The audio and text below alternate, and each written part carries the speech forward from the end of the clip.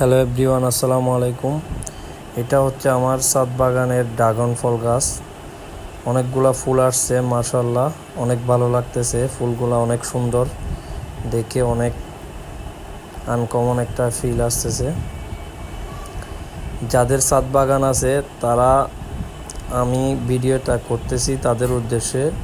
আপনারা হয়তোবা কেউ জানেন না পরাগায়ন কীভাবে করতে হয়, এটা দেখে শিখে রাখেন। আমি ফুলগুলাকে পরাগায়ন করতেছি। এগুলা মূলত ফুলগুলা ফুটে, ড্রাগন ফুলগুলা মাগরিবের নামাজের পর।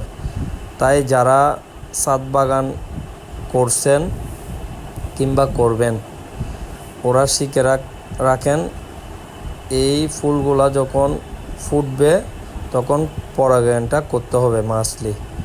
আপনার তখন ফুলগুলা 100% ফলে রূপান্তরিত হবে। পরাগায়ন না করলে ফুলগুলা ঝরে যাবে এবং পচে যাবে।